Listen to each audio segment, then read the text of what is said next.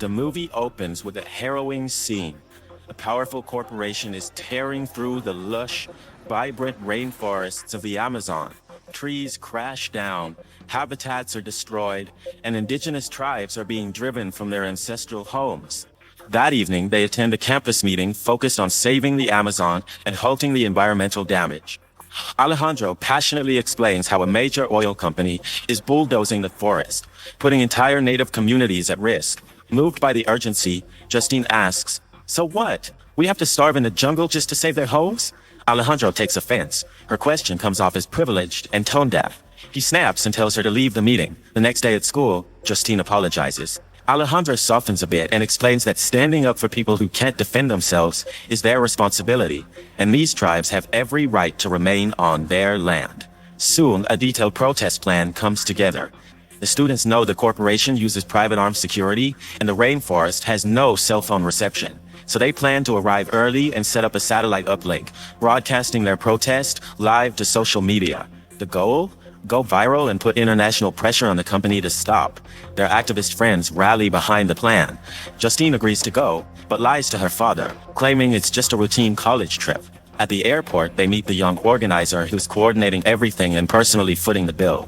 Justine is surprised anyone would risk so much on their own. They board a small charter plane, land near the rainforest, then take rickshaws to a local hotel. Soon after, they venture deep into the jungle by boat. Once there, the protesters are handed matching uniforms. Justine is given a faulty lock that won't fasten properly. They put on masks and kick off the protest. Moments later, armed security guards show up, and Alejandro begins live streaming the demonstration like a field reporter. The guards move in to break it up, but most protesters are already chained down. Justine, however, is vulnerable. The lock failed, and a guard grabs her, threatening her with a gun. Panicked, her mask slips off. She pleads for help. Alejandro coldly responds. Her father's a lawyer at the UN. Her identity saved them all.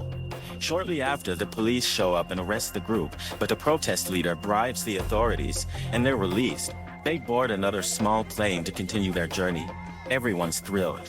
Their protest made global headlines and blew up online. Their victory celebration is cut short. The plane begins to malfunction mid-air. It's going down. The crash is brutal. Several passengers die, including the group's leader. The survivors are shaken, wounded, and terrified. One of them searches frantically for a GPS phone to call for help. Suddenly, they hear something in the trees. A voice?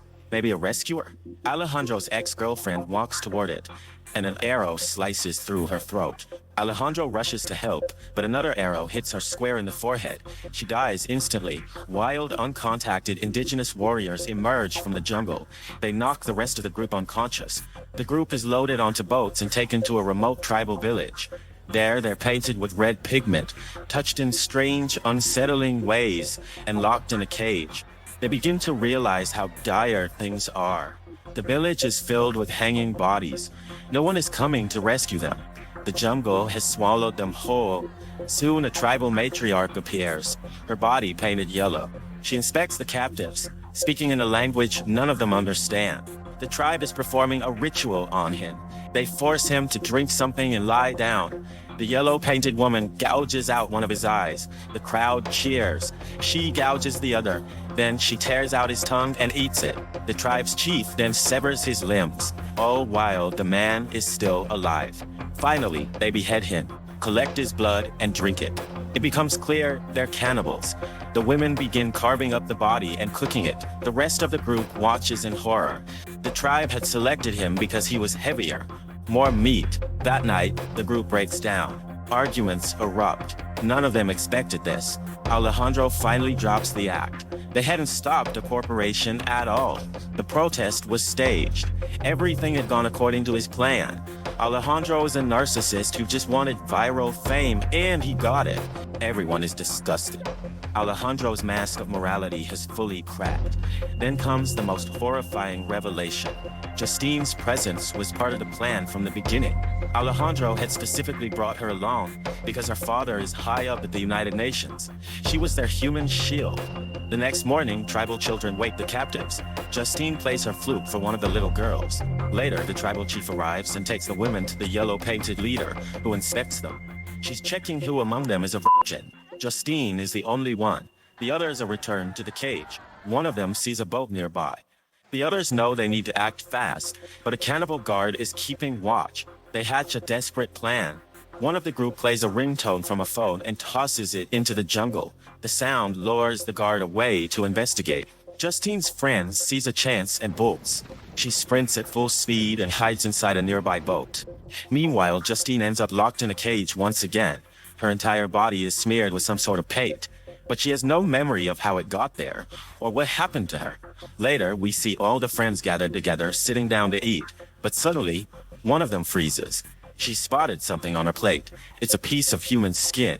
And what shocks her even more is that it has a tattoo, one that belonged to one of their female friends. The horrifying truth hits her. The skin came from someone they knew. Elsewhere, a group of young cannibal children are seen wearing that same piece of skin like clothing. Seeing this, the friend realizes their missing companion has been killed and eaten. Overcome with shock and grief, she slams her food bowl to the ground, grabs a sharp shard from the broken dish, and without hesitation slits her own throat. To her, death was better than becoming food for these savages. At the same time, another friend comes up with a desperate plan. He stuffs a hallucinogenic plant into the mouth of one of their dead friends, hoping that when the cannibals eat the body, they'll become intoxicated. And it works. The tribe roasts the corpse and eats it. Soon after, many of them fall into a daze, staggering around in a drug-induced stupor. Seeing an opening, Justine and one of her male friends make a break for it, but Alejandro betrays the group. He knocks out one of his own friends to increase his own odds of escaping. That friend, now unconscious, eventually wakes up to find two drugged cannibals sitting in front of him, still under the influence. He tries talking to them, attempting to distract them, but it doesn't work. They lunge at him, tearing into him while he's still alive. He somehow manages to run, bleeding and terrified, but the entire tribe is now chasing after him. The drug seems to have heightened their frenzy. They eventually catch him and begin tearing the flesh off his body in a gruesome frenzy, feeding on him with disturbing glee. Meanwhile, Justine and her remaining companion reach a riverbank. In the distance, they spot smoke rising from a crashed airplane. They push forward together and finally arrive at the crash site. But the crash site has been transformed. It's now some sort of temple. Corpses are strung up everywhere. Just as the cannibals appear again, they're both knocked unconscious. When Justine wakes up, she's dressed in ceremonial clothing, clearly prepared for some kind of tribal ritual. Her male friend is restrained, his arms and legs brutally broken. The tribe's people smear a strange paste across his body, attracting a swarm of ants that begin biting into his flesh. With screams and agony, suddenly, a warrior arrives, carrying a severed head. At that exact moment, a bulldozer from another company bursts into the area. The tribe goes on high alert, preparing for battle. Amid the chaos, Justine makes a daring move to try and save her friend. As he writhes in pain, he begs her, "Please kill me, I can't take it anymore." Instead, one of the cannibal children ends his suffering. Justine quickly grabs the phone from his pocket and runs.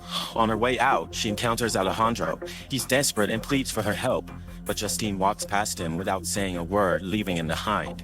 She keeps running until she spots security forces launching an attack on the cannibal tribe. She waves the phone in the air to signal that she's a survivor. The soldiers spot her, rush to her, and pull her into a helicopter. Once on board, someone asks her, "Is anyone else alive?" Justine replies, firmly and without hesitation, "No, I'm the only one." Later, Justine gives a statement to the authorities. She claims that all her friends died in the crash and that the indigenous tribe never hurt her. In fact, she says, they helped her survive and guided her out of the jungle, but none of that was true. Justine knew exactly what those tribespeople were. She lied, not to protect them, but to stop the destruction of the rainforest. She wanted to make sure that no one else would come back and harm the jungle or its people. And with that powerful, haunting decision, the film comes to its chilling and emotional close.